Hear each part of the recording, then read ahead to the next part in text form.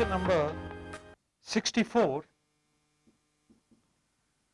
A solid sphere and a hollow sphere of equal mass and radius are placed over a rough horizontal surface.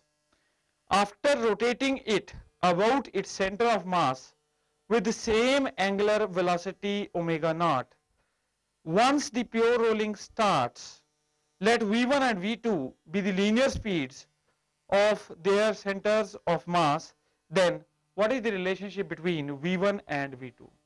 So देखिए बेटा, एक हमारे पास solid sphere है. Now solid sphere का moment of inertia आपको पता है 2/5 mr². Now देखिए ये दोनों स्फीयर, दूसरा जो है वो हॉलो स्फीयर है और इसका जो मोमेंट ऑफ इनर्शिया होता है वो 2/3 mr² होता है. अब देखो बेटा, दोनों सेम मास और सेम रेडियस के हैं और बोथ आर रोटेटिंग. दोनों को क्या करा, रोटेट किया about the centre of mass और क्या करा, same angular velocity omega naught दे दी. फिर उसके बाद क्या किया, दोनों को रिलीज कर दिया. तो प्योर रोलिंग जब शुरू हुई तो इस वाले की वेलोसिटी लीनियर v1 आई सेंटर ऑफ मास की, इसकी v2 आई. Now we wish to compare v1 and v2. We wish to compare v1 and v2. देखो बेटा, kinetic energy of one will be equal to half I1 into omega naught का square. Now kinetic energy of two will be equal to half I2 into omega naught का square. Now जिसका moment of inertia ज्यादा उसकी kinetic energy भी ज्यादा. सो बेटा kinetic energy ज्यादा किसकी हुई, देखिए इसकी काइनेटिक एनर्जी ज्यादा हुई. क्यों, इसका मोमेंट ऑफ इनर्शिया ज्यादा है. यहां पे ये 2/5 mr² है, ये 2/3 mr² है. सो this is greater then this. So hollow sphere की काइनेटिक एनर्जी ज्यादा हो गई. क्यों, उसका मोमेंट ऑफ इनर्शिया ज्यादा है. और सॉलिड स्फीयर की काइनेटिक एनर्जी कम हो गई क्योंकि उसका मोमेंट ऑफ इनर्शिया कम है. So kinetic energy of 2 is greater then kinetic energy of 1. सो बेटा देखो, जिसके पास एनर्जी ज्यादा होगी वो नेचुरली ज्यादा स्पीड गेन करेगा. सो इसका मतलब क्या हुआ, V2 will be greater than V1. So देखिए हमारे पास आंसर चॉइस सी पार्ट दे रखी है बेटा, that is V2 is greater than V1. Velocity of hollow sphere will be greater than velocity of solid sphere. So answer becomes C part. Next बेटे 65th question. Question number 65 देखेंगे.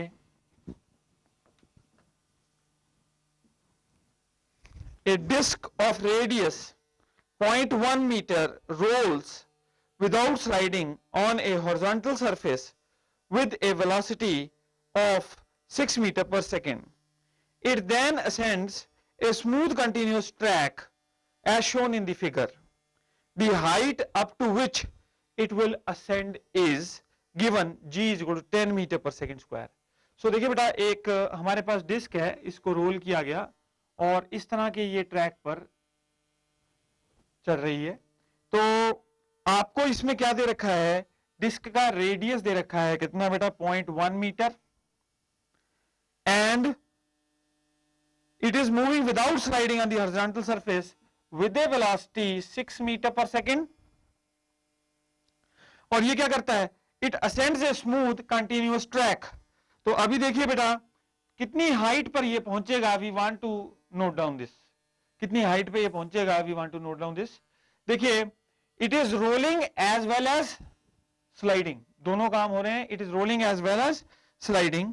तो sorry, it is rolling as well as translating. It is rolling as well as translating. So बेटा इसके पास जो energy होगी, kinetic energy, that will be equal to kinetic energy of rotation plus kinetic energy of translation. Let's say ये कोई height h gain कर लेती है, तो ये सारी एनर्जी, काइनेटिक एनर्जी रोटेशन और काइनेटिक एनर्जी ट्रांसलेशन किस में कन्वर्ट हो जाएगी बेटा, it will get converted into potential energy. So potential energy mgh किसके बराबर है, that will be equal to half I omega square plus half mv square. अब देखो बेटा ये है क्या, it is a disc. So ये एक डिस्क है, डिस्क का मोमेंट ऑफ इनर्शिया क्या होता है, half M R square into omega square plus half M V square. So ये हो जाएगा बेटे कितना, 1/4 M V square plus half M V square, R square omega square हो गया V square 1/4 M V square plus half M V square, ये M G H के बराबर हो गया बेटे।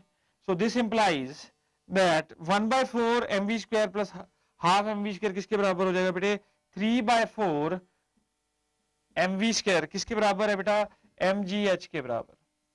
यहां से एम काट दो तो implies this will get H is equal to 3v² into G, H is equal to 3v² into ji.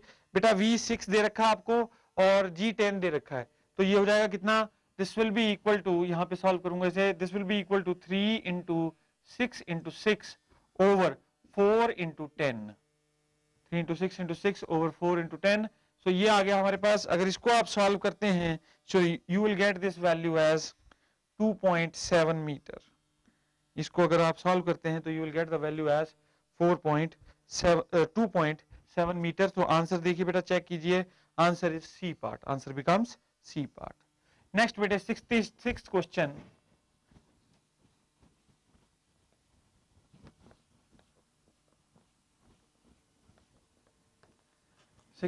Question, a loop rolls on a horizontal ground without slipping with linear speed v. Speed of a particle p on the circumference of the loop at angle theta is. तो बेटा देखो इस तरह से हमारे पास एक circular loop है, hoop है, और ये रहा ऐसे, और ये रोलिंग कर रहा है बेटे। तो सेंटर ऑफ मास की वेलोसिटी v दिखा रखी है, यहां पे कोई पॉइंट p है, और ये जो पॉइंट ग्राउंड के साथ है और ये जो पॉइंट p है, ये एंगल बन रहा है theta. Now this is point p without slipping, that means जितनी लीनियर वेलोसिटी है उतनी ही टेंजेंशियल वेलोसिटी होगी इस पहिए की। So tangential velocity becomes like this. अब देखिए बेटा, नाउ इस वेलोसिटी को मैं रिजॉल्व कर सकता हूं इनटू टू कंपोनेंट्स। ये रोटेशनल इफेक्ट के कारण आ रही है tangential velocity, this can be resolved into two mutually perpendicular components. अब वो कंपोनेंट्स क्या हो जाएंगे, पहले ये एंगल डिसाइड करना पड़ेगा कितना है बेटा। नाउ देखिए ये रेडियस के परपेंडिकुलर है ये टेंजेंट, दूसरा this is perpendicular to this, so इन दोनों के बीच में एंगल कितना हो गया, थीटा। सो v के दो कंपोनेंट्स आ गए, इस तरफ कितना v cos थीटा और इस तरफ कितना बेटा v sin थीटा। अब आपको p पॉइंट पे रिजल्टिंग वेलोसिटी निकालनी है। अब देखो ये तो रोटेशनल इफेक्ट के कारण आई टेंजेंशियल वेलोसिटी, ये तो रोटेशनल इफेक्ट के कारण आई टेंजेंशियल वेलोसिटी, और उसके दो कंपोनेंट्स कर दिए हमने टेंजेंशियल वेलोसिटी के, एक v cos थीटा और दूसरा बेटा v sin थीटा। नाउ ये ट्रांसलेट भी कर रहा है विद v वेलोसिटी, तो इसका मतलब क्या है, इसके पास जो हॉरिजॉन्टल डायरेक्शन में वेलोसिटी होगी that will B v plus v cos theta, और वर्टिकल डायरेक्शन में v sin थीटा ही है सिर्फ। तो ये दो वेलोसिटीज कैसे होगी आपस में 90 डिग्री पे, तो रिजल्टिंग वेलोसिटी क्या हो जाएगी बेटा, vr is equal to square root of v plus v cos theta का होल स्क्वायर प्लस क्या चीज v sin थीटा का whole square under the root. So answer हमारे पास अभी इस फॉर्म में नहीं है बेटा, इसको फर्दर सॉल्व करना पड़ेगा हमको, तो इसको फर्दर सॉल्व कीजिए। नाउ देखिए बेटा, इसमें this will be equal to square root of v square plus v square cos square theta plus 2v square cos theta plus v square sine square theta. ना ये और ये टर्म इकट्ठी कर देंगे तो v स्क्वायर आ जाएगा, sine square theta plus cos square theta 1 होता है बेटा, तो ये हो जाएगा v square plus v square that is 2v square plus 2v square into cos of theta. This is equal to इसमें बेटा 2v स्क्वायर कॉमन ले लीजिए, अंदर क्या आ गया 1 plus cos of theta. Now this will B 1 plus cos theta according to trigonometry, it is 2 cos square theta by 2. So 2v square into 2 cos square theta by 2. Now this will be 2 और 2 4 का root 2 आ गया, 2v cos of theta by 2, 2v cos of theta by 2. So answer becomes C part. Answer is C part. Next bete 67th question.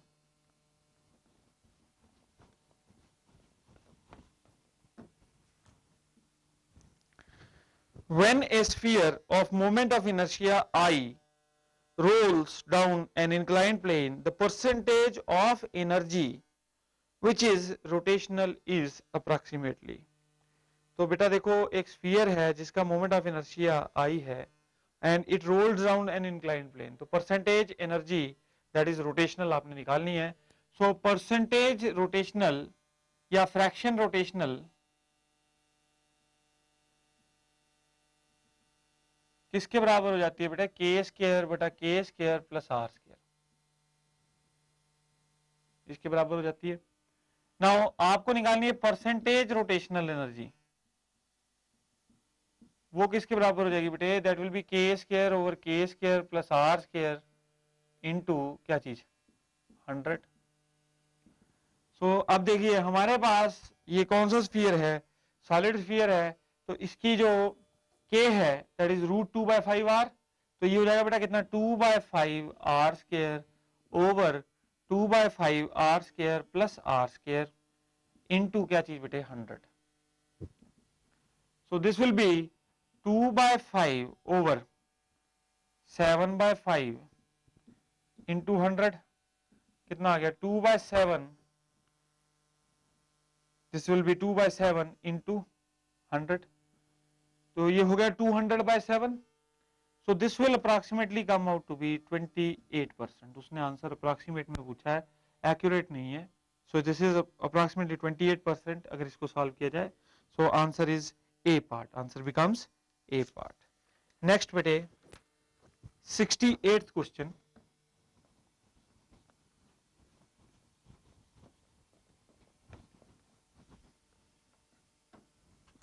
Question number 68. A system consists of two identical particles. One particle is at rest and the other particle has an acceleration a. The center of mass of the system has an acceleration of. So बेटा देखिए ऐसा है, एक particle rest पे है और एक particle के पास एक्सेलरेशन a है, और जो सिस्टम है it consists of two identical particles. So let us say m1 is equal to m और m2 is equal to m. So बेटा देखिए one particle is at rest, suppose this particle is at rest, so इसका acceleration 0 हो गया, और दूसरा particle has an acceleration a. So we have to find what is the acceleration of center of mass. इसके लिए बेटा हम ये फॉर्मूला यूज करेंगे m1 plus m2 into acceleration of center of mass, that is equal to m1a1 plus m2a2. So acceleration of center of mass is equal to m1a1 plus m2a2 whole over m1 plus m2. So देखो बेटा values put कीजिए, plus m into A over m plus m that is 2m, so that is a by 2. सो यानी कि acceleration centre of mass की बन गई a by 2. So answer देखिए बेटा, answer becomes C part. Answer is C part. Next 69th question.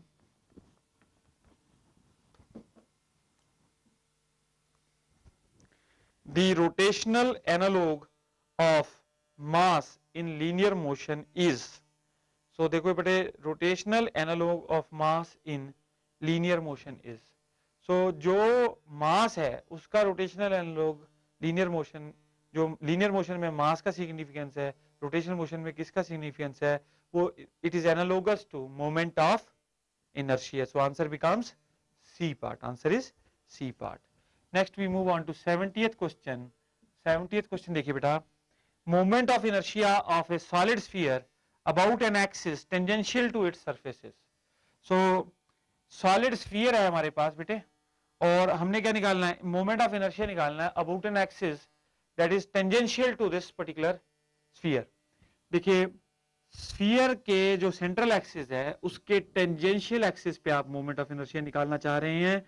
Mass m है, radius r है, इसके लॉन्ग सेंटर ऑफ मास के लॉन्ग मोमेंट ऑफ इनर्शिया कितना है बेटे 2/5 mr². ये जो एक्सिस है ये इसके टेंजेंशियल एक्सिस कितनी दूरी पर है r.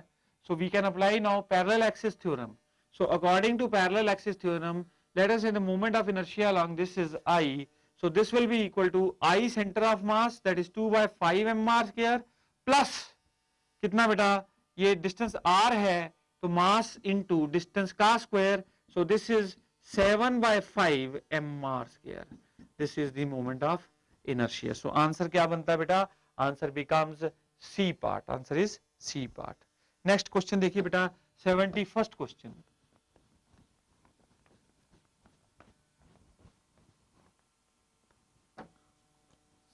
First question. There are 4 point masses m each on the corners of a square of side length L. What is the moment of inertia of the system about one of its diagonals? So देखिए बेटा हमारे पास क्या है, 4 point masses हैं. Now this is m. ये चारों के चारों पॉइंट मासेस कहां प्लेस्ड हैं, they are placed on the corners of a square, और स्क्वायर की साइड की लेंथ है L. बेटा ये दो डायगोनल्स होते हैं. Now these are the two diagonals. अब आपको क्या पता करना है, what is the moment of inertia of the system about one of its diagonals. किसी एक डायगोनल पे मोमेंट ऑफ इनर्शिया हमने पता करना है. Suppose I want, I name these points A, B, C, D. A, B, C, D name कर देता हूं मैं. अब देखिए बेटा, नाउ ये हम सपोज AC डायगोनल के along I want to find out moment of inertia. AC diagonal के अलोंग यदि मैं मोमेंट ऑफ इनर्शिया निकालना चाहता हूं, तो अब आप देखिए बेटा मुझे क्या चाहिए, इन दोनों मासेस का मोमेंट ऑफ इनर्शिया 0 हो जाएगा because they lie on the axis only. ये दोनों मास जो हैं ये किसी डिस्टेंस पे है इस एक्सिस ऑफ रोटेशन से, तो इनका मोमेंट ऑफ इनर्शिया जरूर होगा. अब देखिए उसके लिए हमें बेटा ये वाली लेंथ चाहिए, वी नीड दिस लेंथ. ये L है, ये L है, ये कितना हो जाएगा L/√2. L/√2 और diagonals of a square they bisect each other. तो अगर ये कुल लेंथ L/√2 है तो L/√2/2 हो गया. ये कितना हो गया L/√2, और ये भी कितना हो जाएगा बेटा L/√2. अब ऐसा कीजिए, इसका मोमेंट ऑफ इनर्शिया जो आएगा अबाउट दिस एक्सिस उतना ही इसका मोमेंट ऑफ इनर्शिया आएगा about this axis. So moment of inertia will be equal to m into L/√2 का स्क्वायर, दैट इज ml²/2. और ये तो एक का आया, दूसरे मास का भी इतना ही आएगा. नेट मोमेंट ऑफ इनर्शिया कितना हो जाएगा बेटे, दोनों का sum, that is 2 times ml²/2. So that is m into L². So answer क्या बनता है बेटा, ml². Answer is B for Bombay. Next 72nd question.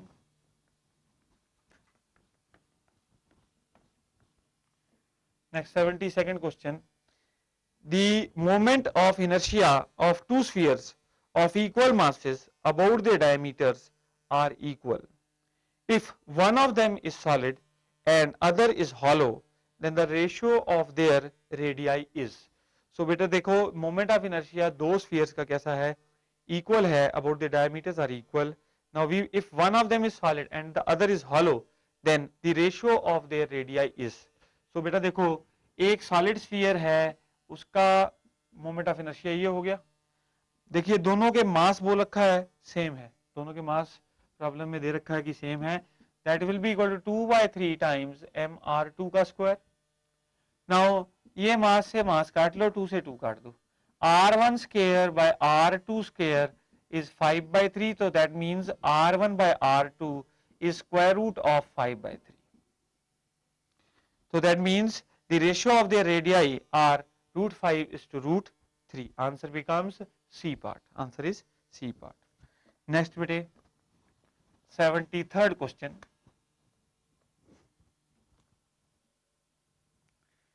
To identical rods are joined to form a X, दो रॉड्स ली, उनको join कर दिया, ऐसा शेप बना दिया बेटा एक्स। अब उसके बाद क्या कहता है, the smaller angle between the rods is theta. बेटा देखो एक एंगल बड़ा बन रहा है, एक एंगल छोटा बनेगा अगर अनसिमेट्रिकली आपने एक्स बनाया है। यानी सपोज आपने ये देखिए, तो एक एंगल ये है, स्मॉलर एंगल, लार्जर एंगल ये है, तो स्मॉलर एंगल बोल रहा है that is theta. The moment of inertia of the system about an axis passing through the point of intersection of the rods and perpendicular to their plane is, so through the point of intersection से pass कर रहा है axis, और कैसा है, and perpendicular to their plane is, इस axis के long। so बेटा देखो अगर रॉड सिमेट्रिकल हैं तो इसका अगर Ix मान लो, इसको Iy मान लो मोमेंट ऑफ इनर्शिया को, so about this axis that is perpendicular to both of these, the moment of inertia is given by perpendicular axis theorem, that is equal to Ix plus Iy। अब वो हमसे क्या पूछ रहा है, now is and perpendicular to the plane is proportional to theta, proportional to sin square theta, proportional to cos square theta, independent of theta, कि जो moment of inertia इस I है वो किसके प्रोपोर्शनल है, it is independent of theta. आप देखिए theta का इन्वॉल्वमेंट ही नहीं है इसमें, सो answer becomes D for Delhi, answer is D for Delhi. Next बेटे 74th question,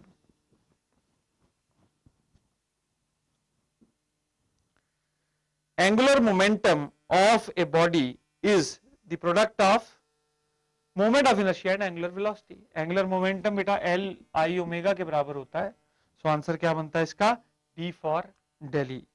next 75th question,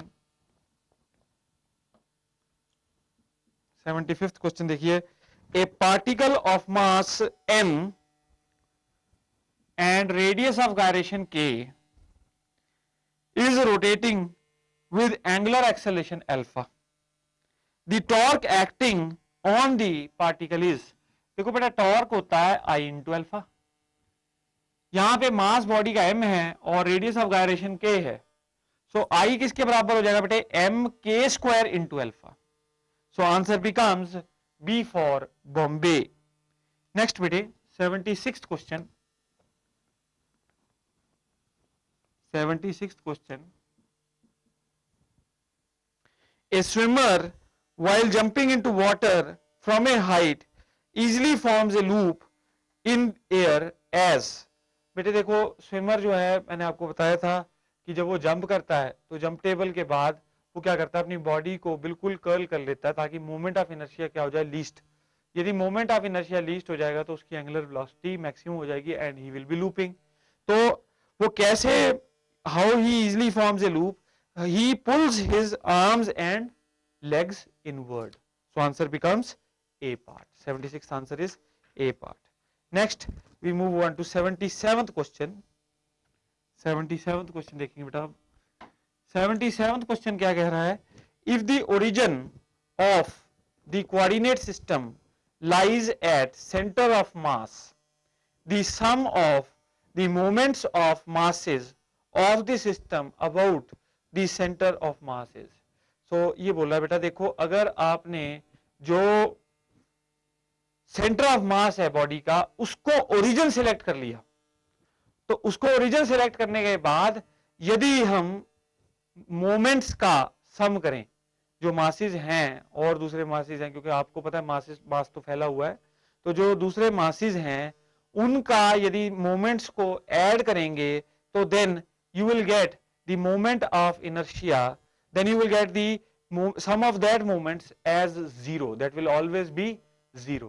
क्यों, क्योंकि देखो बेटा आपको ये पता है x center of mass is equal to m1 x1 plus m2 x2 plus so on mn xn whole over m1 plus m2 plus so on up to mn, और y center of mass is equal to m1 y1 plus m2 y2 plus so on mn yn whole over क्या चाहिए बेटे m1 plus m2 plus so on up to mn।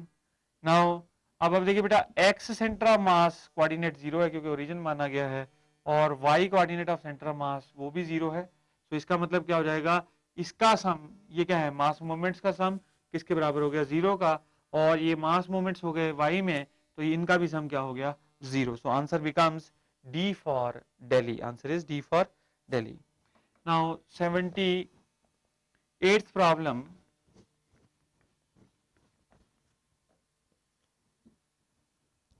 a system consists of a mass capital M and small m, where m is less than, very small than capital M. The center of mass of the system is, देखिए बेटा, अगर ये दोनों मास separated है bye some distance, क्योंकि ये भारी है तो सेंटर ऑफ मास जो है वो भारी वाले की तरफ शिफ्ट हो जाएगा। So answer is B for Bombay, it is nearer to capital M. Next बेटे 79th question,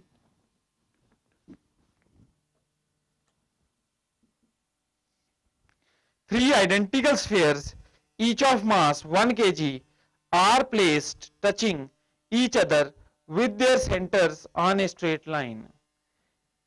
Their center are marked P, Q and R respectively. The distance of the center of mass of the system from P is, देखिए बेटा हमारे पास तीन identical spheres हैं और they are touching each other, इनके centres marked हैं बेटा, इसका सेंटर है P, इसका सेंटर है Q और इसका सेंटर है R। ये तीनों सेंटर्स मार्क्ड हैं। अब आप देखिए, ये आपको पता है बेटा, इसका रेडियस यदि आप स्मॉल r मान लीजिए, ठीक है, ये these are small r be the all are identical, that means इसका रेडियस r है तो इसका भी r होगा, इसका भी r होगा। अब आपको पता करना है इस सिस्टम का सेंटर ऑफ मास कितनी दूरी पर है फ्रॉम पॉइंट P पॉइंट से कितनी दूरी पर है सिस्टम का centre of mass. We want to note down this. So देखिए बेटा, y एक्सिस तो 0 ही होगा। अगर आप इस P पॉइंट को क्या मान लो, ओरिजिन मान लो 0 0, तो इस पूरी लाइन पर सभी का सेंटर ऑफ मास में y कोऑर्डिनेट 0 आ जाएगा। तो अब देखिए, now since all the spheres are given to be 1 kg each, the mass is 1 kg for each of them, so then I can say that position of x center of mass will be equal to इसका mass into इसका coordinate x coordinate 0 plus ये mass into इसका, इसके centre of mass का x coordinate कितना है बेटा, that is P Q length, plus इसका मास 1 kg और इसके सेंटर ऑफ मास का coordinate P R, whole upon क्या चीज बेटा, m1 plus m2 plus m3 that is 3। So x coordinate of centre of mass यानी कि distance from point P of the centre of mass is equal to P Q plus P R over 3, pq plus pr over 3. Answer becomes B for Bombay. Answer is B for Bombay. Next bete 80th question,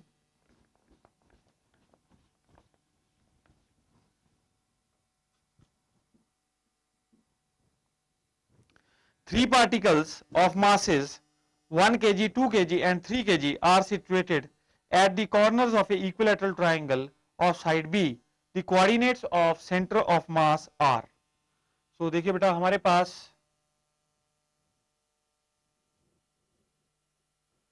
तीन masses हैं, 1 kilo, 2 kilo और 3 kilo, इस तरह से placed. Now this is a equilateral triangle of side B. Now we wish to find the coordinates of centre of mass. Now the z axis भी दे रखा है आंसर में, तो z एक्सिस तो 0 ही रहेगा। नाउ देखिए, सेंटर ऑफ मास के कोऑर्डिनेट निकालना चाह रहे हैं हम, इसको हम रेफरेंस मान लेते हैं सपोज, तो ये रेफरेंस होगा तो इसके कोऑर्डिनेट 0 0, इसका कोऑर्डिनेट कितना हो जाएगा b0 और इसका कोऑर्डिनेट कितना हो जाएगा बेटा b/2 comma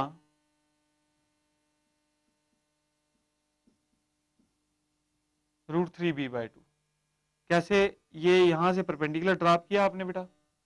now this angle is 60, ये लेंथ b है, तो perpendicular over base, perpendicular over hypotenuse, perpendicular over b is sin 60, sin 60 is √3/2, so this becomes √3/2।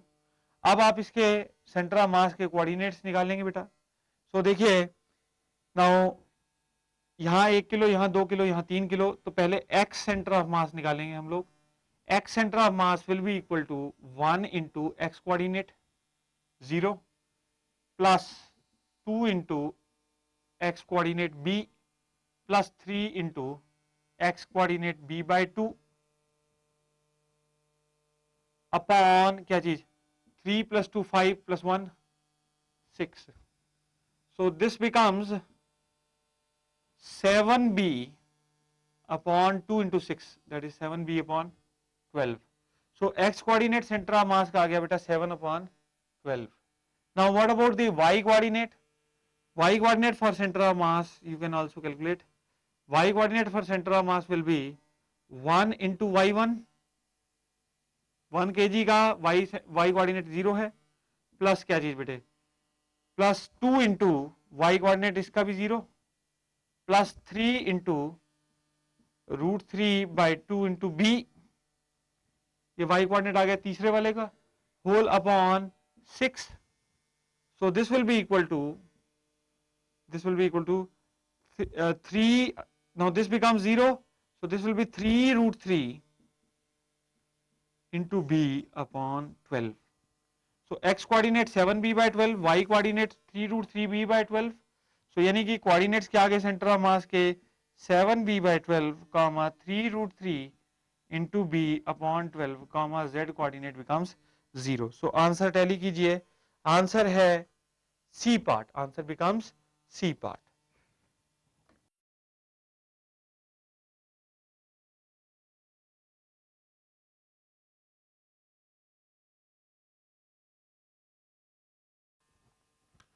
Question number 81. The distance of the center of mass of the T-shaped plate from O is. So देखिए बेटा, यहां हमारे पास इस तरह से we are given a T-shaped plate.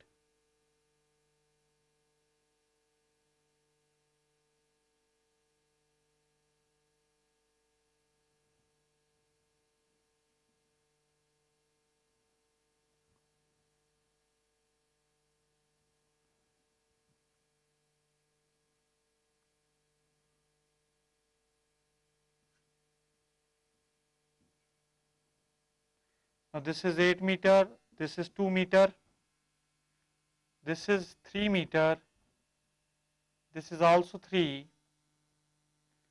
and this is 6 meters. This is 6 meter. Now बेटे हमने centre of mass का डिस्टेंस ढूंढना है, कहां से, O से। तो यानी कि हमारा जो ओरिजिन सिलेक्ट हो गया वो ये हो गया, दैट इज 0,0। इस रेफरेंस से हमने क्या ढूंढना है, the distance of centre of mass of this T shaped section. Now देखिए बेटा, ये जो सेक्शन, ये जो पॉइंट O लगाया है हमने, मार्क किया है, this is exactly the meeting point of diagonals of this particular area. क्योंकि रेक्टेंगुलर एरिया है तो यहां पे this is the meeting point of the diagonals of this particular area. So इस एरिया को मैं बोलता हूं बेटा A1। सो A1 कितना हो गया, 8 into 2 that is equal to 16 metre square. और A2 कितना हो जाएगा बेटा, A2 is equal to 6 into 2 that is equal to 12 metre square, that is 12 metre square. अब आप देखिए बेटा, इस पर्टिकुलर एरिया का सेंटर ऑफ मास कहां पे लाई करेगा, एग्जैक्टली यहां पे मीटिंग पॉइंट पे। नाउ इसका सेंटर ऑफ मास हो जाएगा बेटा, देखो इसके कोऑर्डिनेट्स क्या हो जाएंगे विद रिस्पेक्ट टू दिस 0 0। इसके कोऑर्डिनेट्स आप ढूंढ सकते हो कैसे, देखो ये 6 मीटर लेंथ है, तो ये 3 हो गई, 3 और 1 4, तो यानी कि y कोऑर्डिनेट में आप कितना चल दिए 4 यूनिट्स, और x कोऑर्डिनेट में कितना है 0, x कोऑर्डिनेट में आप चले ही नहीं, x कोऑर्डिनेट 0। सो अब देखिए बेटा, position of center of mass, x center of mass is given by a1 x1 plus a2 x2 whole upon a1 plus a2, and position of y center of mass is equal to a1 y1 plus a2 y2 whole upon a1 plus a2। now दोनों का x coordinate areas का 0 है, so therefore x coordinate of center of mass will be 0। now what about y coordinate of center of mass? a1 कितना है बेटा 16 into y1 कितना है 0 plus क्या चीज a2 कितना है बेटे 12 into क्या चीज 12 into ये कितना है 4 upon a1 plus a2, a1 plus a2 is 16 plus 12 28, so this will be 12 by 7, this will become 12 by 7। so अब देखिए बेटा ये कितना डिस्टेंस बनेगा from this particular point O, 12 by 7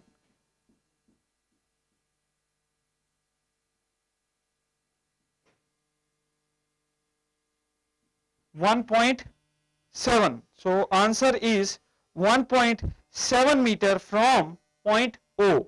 so answer क्या बना बेटा B for Bombay, answer is B for Bombay। next बेटे 82nd question,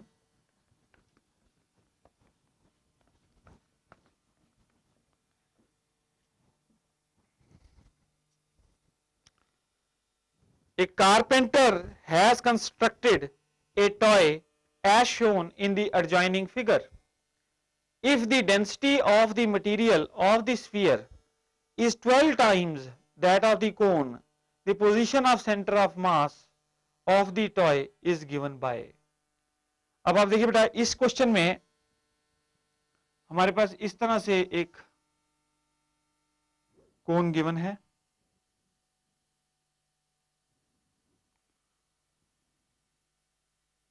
ये रहा इसका सेंटर O पॉइंट, इसके ऊपर एक स्फीयर है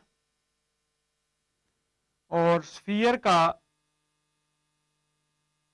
O2, ये हमने बेटा लाइन ज्वाइन कर दी O और O2, और ये है centre of mass O1,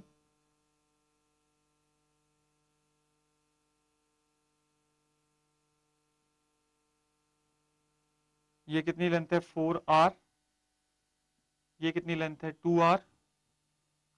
now देखिए बेटा ये लेंथ 4r है इसकी हाइट, और ये डायमीटर कितना है इसका 2r। अब कहता है density of material of the sphere is 12 times that of the cone. So density of sphere is 12 times density of cone. Now we have to find the position of center of mass with respect to point O।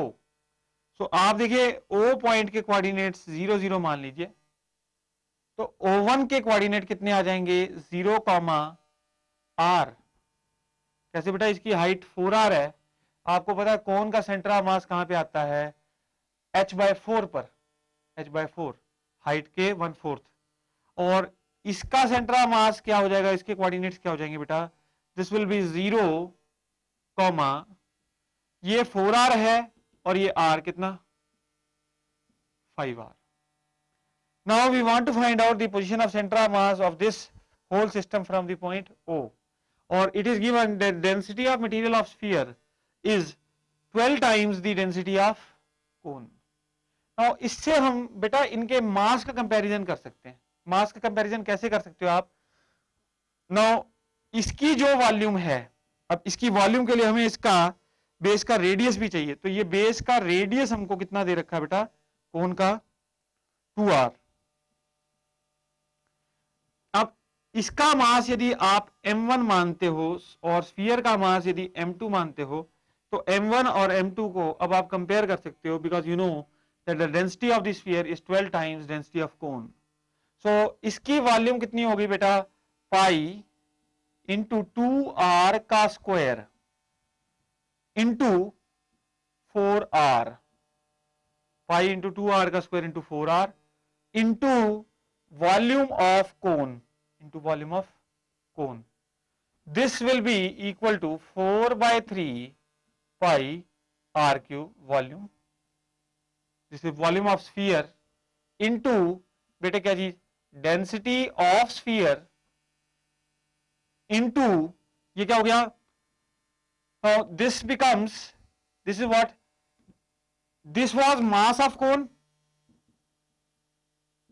This is mass of कोन, और ये क्या है बेटा, मास of sphere कितना हो गया, this will be equal to 4/3 pi r cube, ये होगी volume into density of sphere. अब ऐसा कीजिए बेटा, मास ऑफ कोन और मास ऑफ स्फीयर के बीच में आपने रिलेशनशिप निकालना है, तो density of sphere is 12 times density of cone, तो mass of sphere over mass of cone is equal to 4/3 pi r cube into density of sphere upon pi into 4r square into 4r into density of cone. So बेटा ये r और ये r cube cancel, यहां से ये pi से pi cancel, so this will be equal to rho, अब ये देखो बेटा ये कितना हो गया, 4/3 into 16 because there are 2 4s here into, अब देखिए density of sphere is 12 times density of cone, so 12 times density of cone, मतलब डेंसिटी ऑफ कोन से cancel, 4 4s are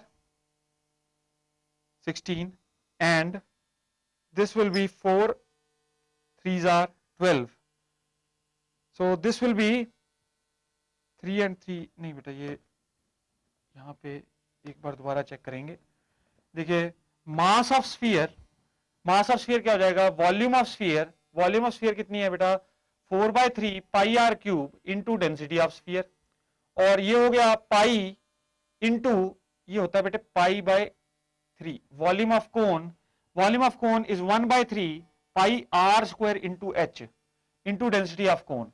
now this is okay, now mass of sphere over mass of cone is equal to 4/3 pi r cube, that is volume of sphere into density of sphere upon क्या जी बेटे, मास of कोन क्या हो जाएगी, volume of कोन होती है 1/3 pi r square h, तो 1/3 pi r square into h into density of cone,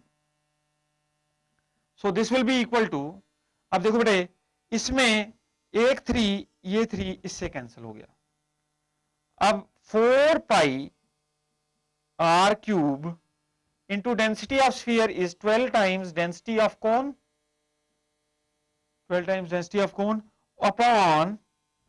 upon ये कितना हो जाएगा बेटे 16 का फैक्टर आ गया, 16 pi r cube into density of cone, so ये इससे कैंसिल कर दो बेटे, density of cone r cube से, और ये इससे ये आ गया कितना 4 और ये 3, तो इसका मतलब क्या आया, mass of sphere is equal to 3 times mass of cone, mass of sphere is equal to 3 times mass of cone. Now we will be using this particular result, mass of sphere is equal to 3 times mass of cone, ये हम result use करेंगे in order to find out the position of center of mass from point O. तो अब आप देखिए point O से centre of mass की position निकालनी है. Y centre of mass is equal to mass of sphere into y of sphere plus mass of cone into y of cone whole upon mass of sphere plus mass of cone. अब आप देखिए बेटा mass of sphere is 3 times mass of cone. We will use this result now. 3 times mass of cone into y of 3 times mass of cone into y of sphere. Y of sphere कितना है बेटा 5r plus mass of cone as it is into y of cone कितना है r. y of cone r के बराबर है upon mass of sphere is 3 times mass of cone. तो नीचे आ गया 4 times mass of cone. ये कितना आ गया बेटे 15r plus r whole upon 4, क्योंकि ये हम कैंसिल कर सकते हैं mass of cone throughout. तो ये कितना आ गया बेटा 16r by 4 that is 4r. तो कितनी दूरी पर हुआ 4r from point O. Answer becomes C part. Answer is C part. Next बेटे question number 83.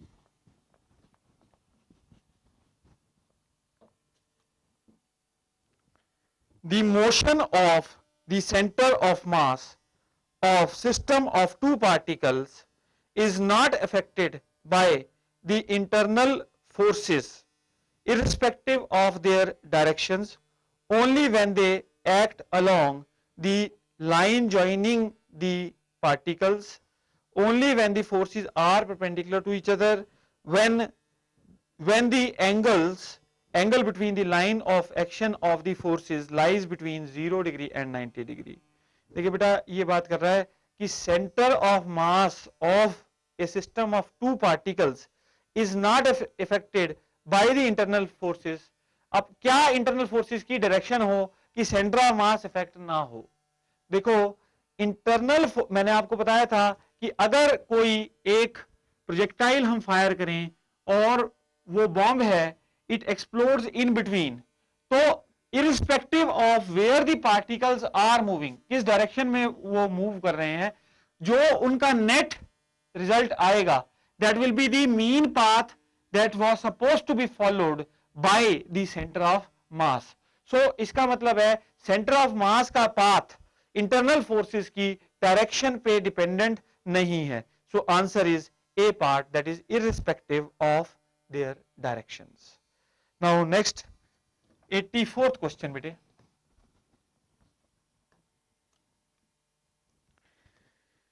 Two particles of masses 4 kg, 8 kg are separated by a distance of 12 meter.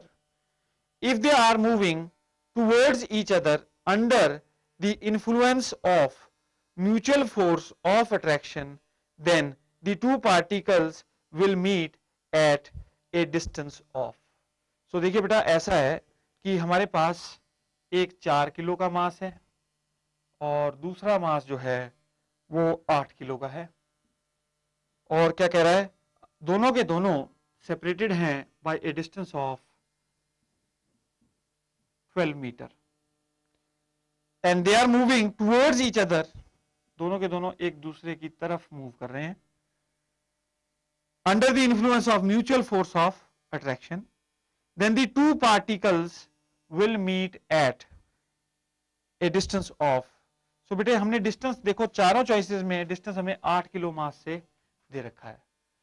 अगर दोनों के दोनों पार्टिकल्स इंटरनल फोर्स के कारण चल रहे हों तो दोनों के दोनों पार्टिकल अपने सेंटर ऑफ मास पर आकर मिलेंगे. इन दोनों पार्टिकल्स का जहां सेंटर ऑफ मास होगा वहां पर ये आकर मिल जाएंगे. तो we will have to find the centre of mass of this particular system. 4 kilo को रेफरेंस मान लीजिए बेटा, इसका कोऑर्डिनेट हो गया 0 0, तो इसके कोऑर्डिनेट क्या हो गया 12,0. Now the position of center of mass will lie in between them, so y coordinate will be 0 in that case. So x center of mass will be equal to 4 into x1, 4 into 0 plus 8 into x2, that is 12, whole upon 12. So this is x center of mass is equal to 8 metre, यानी कि 4 kilo से 8 metre दूर है इसका centre of mass, और 8 kilo से कितना दूर है बेटा, 4 मीटर। तो इंटरनल फोर्स कोई है नहीं, तो इसका मतलब क्या हुआ कि दोनों के दोनों पार्टिकल अपने सेंटर ऑफ मास पर जाकर मिलेंगे।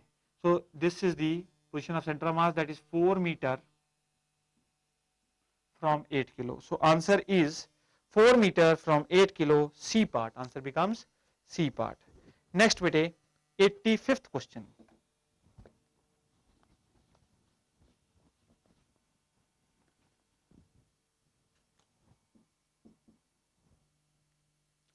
When a mass is rotating in a plane about a fixed axis, its angular momentum is directed along. So देखो बेटा, कोई मास रोटेट कर रहा है अबाउट सम फिक्स्ड एक्सिस, ये मास सपोज रोटेट कर रहा है, it is rotating like this, तो एक्सिस ये है जिसके अलोंग रोटेट कर रहा है, तो आपको पता करना है कि उसका एंगुलर मोमेंटम किसके अलोंग डायरेक्टेड है। तो एंगुलर मोमेंटम आपको ये पता होना चाहिए, it is A axial vector, तो एक्सियल वेक्टर है ये, so it is always directed along the axis of rotation. So answer becomes D for Delhi. Next bete 86th question.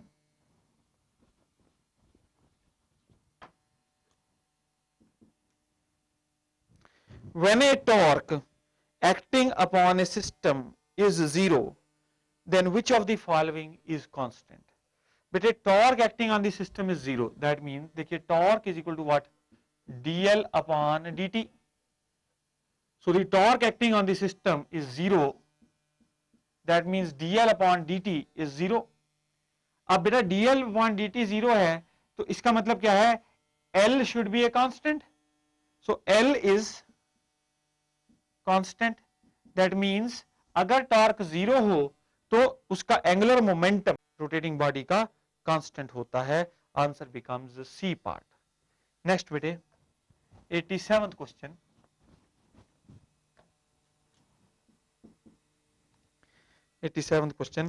A grinding stone is revolving with an angular acceleration of 4 radian per second square. So grinding wheel is rotating with an angular acceleration 4 radian per second square. If a line on it in stationary position is horizontal, its angular displacement after 2 seconds. So बेटे ये horizontal plane में rotate कर रहा है और इस पे हमने कोई लाइन बना दी, सपोज ऐसे थी लाइन इनिशियली, तो बोलता है 2 सेकंड बाद ये एंगुलर डिस्प्लेसमेंट थीटा निकालो। नाउ एंगुलर एक्सेलरेशन, नाउ देखिए इस केस में बेटा आप क्या करोगे, theta is equal to omega naught into t plus half alpha into t square. Now initially start कैसे हुआ है, स्टार्ट हुआ है मोशन तो यानी कि रेस्ट पे था initial, so theta is equal to half alpha is 4 into t square is also 4. So this is equal to 8 radians. This is equal to 8 radians. So answer becomes B for Bombay. Answer is B for Bombay. Next bit.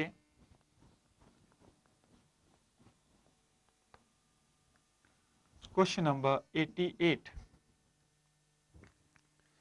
In the above question, the angular velocity after 2 second is, so हमने क्या देखना है बेटा, angular velocity देखनी है after 2 seconds.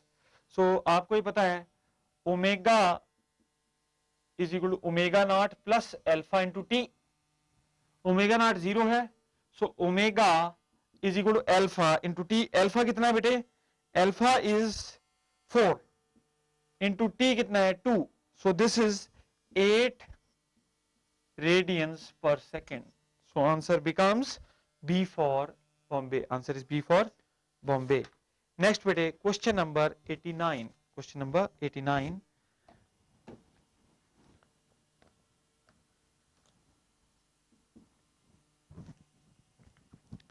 A phonograph turntable rotating at 78 revolution per minute slows down and stops in 30 seconds after the motor is turned off. Then the revolution made by it in this time are. So आप देखिए बेटा, एक phonograph है और turn table पे it is rotating at 78 revolution per minute, यानी initial angular velocity is 78 revolution per minute, और कहता है स्लोज डाउन एंड स्टॉप्स, यानी कि फाइनल एंगुलर वेलोसिटी इज 0। और कितने टाइम में स्टॉप करता है? It stops in 30 second.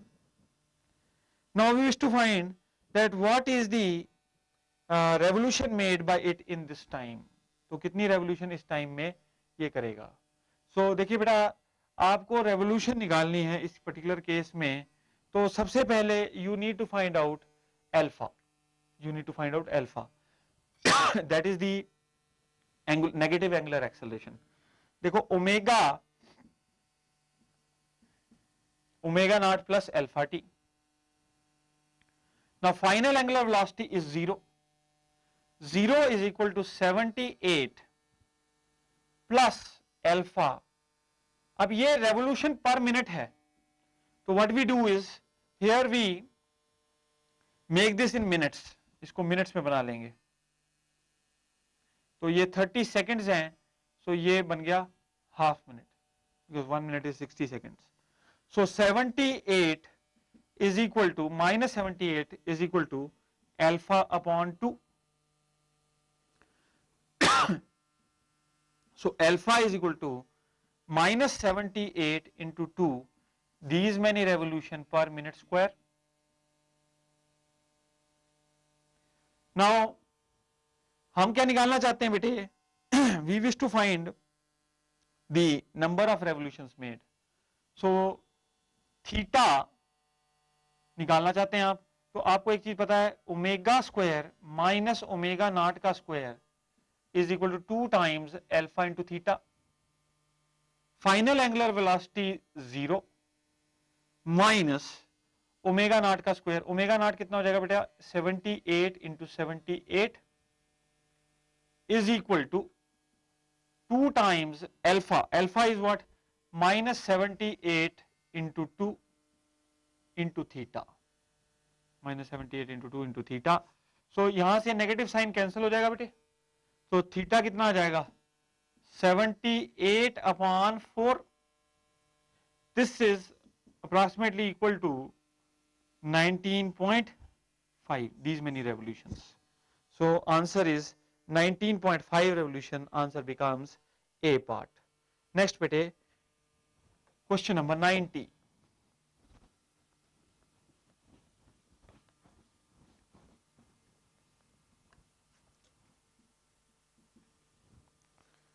A flywheel at rest is to reach an angular velocity of 36 radian per second in 6 seconds with a constant angular acceleration. The total angle turned during this interval is. So देखो बेटा, flywheel initially कैसा है? Rest पे है, यानी omega naught 0, और इसने कितनी एंगुलर वेलोसिटी अचीव करनी है? 36 रेडियन पर सेकेंड। और बेटा कितने टाइम में अचीव करनी है? इसने टाइम लगाना है 6 second with constant angular acceleration. तो टोटल एंगल टर्न आपने निकालना है। सो इस केस में टोटल एंगल टर्न के लिए बेटे हम लोग क्या फॉर्मूला इस्तेमाल करेंगे? देखो हमें अल्फा पता होना चाहिए, तो अल्फा निकालने के लिए omega is equal to omega naught plus alpha into t. Omega is 36 और ये 0 है बेटे, 0 प्लस अल्फा इंटू 6, यानी अल्फा आ गया 6 radian per second square. This is what? This is angular acceleration alpha. और आपने क्या निकालना है इस पर्टिकुलर सिचुएशन में? You want to find theta. तो थीटा निकालने के लिए बेटा omega square minus omega naught square is 2 alpha into theta. Now omega square कितना हो जाएगा बेटा 36 into 36 minus 0 upon 2 times alpha that is 6 is equal to theta. तो ये आ गया 3। Now this will B 108 radians. So theta is 108 radian. So answer becomes, answer is what? C part. Answer is C part. Next bete, next question, that is 91st question.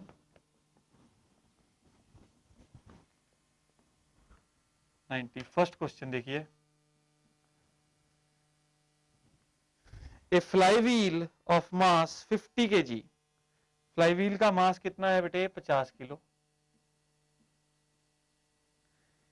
and radius of gyration above the axis of rotation is 0.5 meter, is acted upon by a constant torque tau is equal to 12.5 Newton meter. Its angular velocity at t equal to 5 seconds. Its angular velocity at t equal to 5 seconds. So देखिए बेटा एक fly wheel है, उसका radius of gyration दे रखा है, उसका मास दे रखा है और उस पर क्या टॉर्क लगाई वो दे रखा है और कांस्टेंट टॉर्क लगाई और एंगुलर वेलोसिटी 5 सेकंड बाद पता करनी है। देखो आपको ये पता है बेटे torque is equal to I into alpha.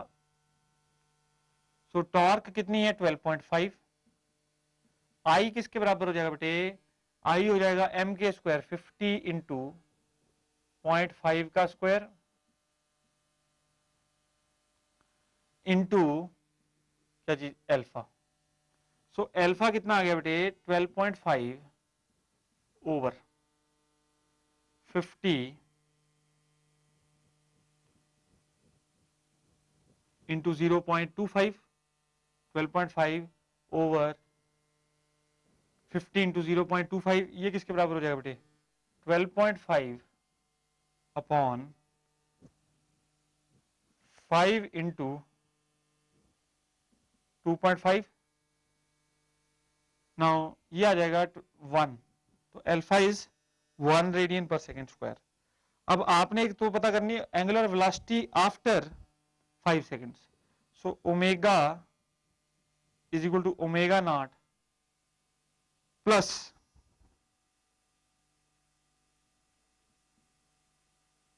alpha into t.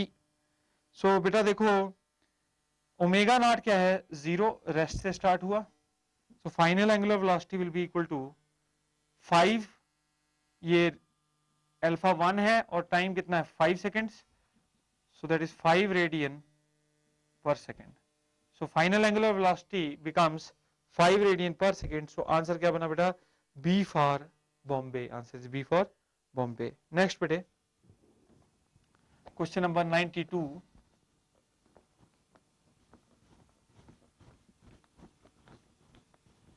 Question number 92 देखिए,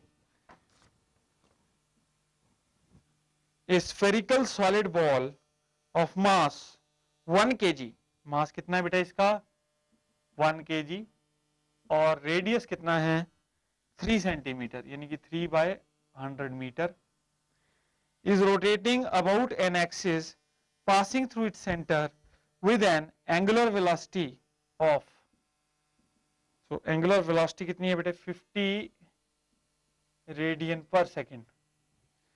the kinetic energy of rotation is, spherical solid ball, मास दे रखा है, रेडियस दे रखा है और एंगुलर वेलोसिटी दे रखी है, आपने क्या निकालना है काइनेटिक एनर्जी। सो बेटे पहले मोमेंट ऑफ इनर्शिया निकाल लो, इसका कितना हो जाएगा 2/5 mr square, that is 2/5 1 r square will be 9 upon 100 into 100 ऐसा ही सिस्टम में। अब आप देखिए बेटा kinetic energy is equal to half I into angular velocity का square, so this will be equal to half I कितना हो गया बेटा 2/5 into 9 upon 100 into 100 into omega square कितना हो गया बेटा 50 into 50।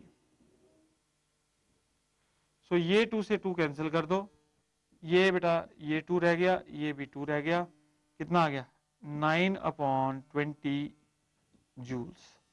So answer becomes 9/20 joule. Answer is C part. Answer is C part.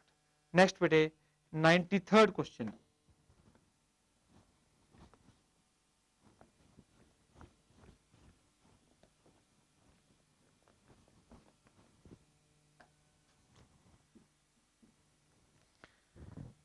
If a particle moves in the xy plane, the resultant angular momentum has. बेटे देखो angular momentum की direction हमेशा particle के rotational motion वाले plane के perpendicular होती है। तो यदि हमारा पार्टिकल एक्स वाई प्लेन में चल रहा है तो उसके पास रिजल्टेंट एंगुलर मोमेंटम किस डायरेक्शन में होगा, सिर्फ z कंपोनेंट होगा उसका। सो answer becomes D for Delhi. Answer is D for Delhi. Next 94th question. A mass is whirled in a circular path with a constant angular velocity and its angular momentum is L. If the string is now halved, keeping the angular velocity same, the angular momentum is. So बेटा मास को circular path में आप whirl कर रहे हो और constant angular velocity से whirl कर रहे हो।